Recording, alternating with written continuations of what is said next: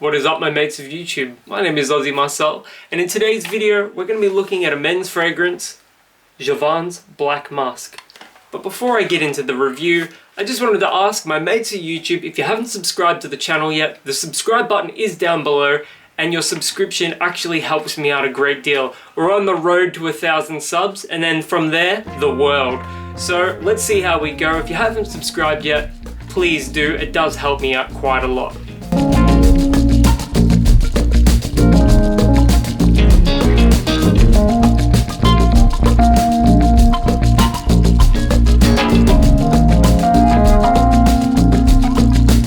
Jovan's Black Musk is a flanker of the classic 1970s men's fragrance, Jovan's Musk.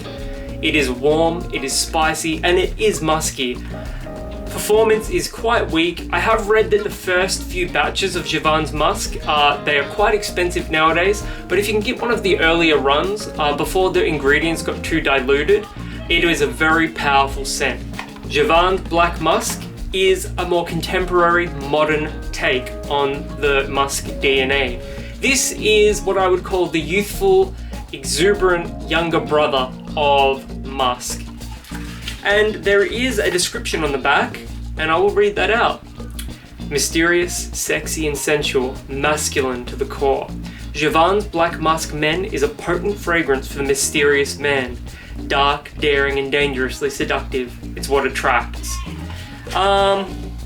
I wouldn't call this fragrance particularly dark or daring. It is, by today's standards, quite safe. And I'll just show you the bottle here. It's very old school in design. It's the same sort of style as Jovan's Musk. I would recommend Jovan's Musk for an older gentleman, and I would recommend Black Musk for a younger gentleman. Atomizer is actually quite solid. And the fragrance itself, it's quite fruity and sweet. There is a thread of musk underneath this all, but I'm getting a little bit of strawberry, some melons, mixed fruits, and then you get that slightly aromatic, I'm not gonna say it's soft spicy, but it's lightly spiced, and then there's that musk note as well. It's actually quite nice. I am a fan of this. However, there is one thing to take note of here. This is an eau de cologne, so the concentration of fragrance oil in this particular fragrance is very low. It's not going to last very long on your skin. I don't care if you have god tier like skin chemistry, this just isn't going to last long on your skin. But in saying that, for $10 to $20 Australian, you can sort of let it slide. I paid $18 for this, and that's only because I couldn't find a $10 bottle of it at the local chemist warehouse. The fragrance, I'm a fan of it. It is very youthful. It's not dark or daring. Seductive, well, the jury's out on that one. But the fragrance itself is pleasant. It is nice. It's certainly not going to be off-putting to anyone. It's a safe office and workspace fragrance. It's not going to stink out a room no matter how many sprays you put on.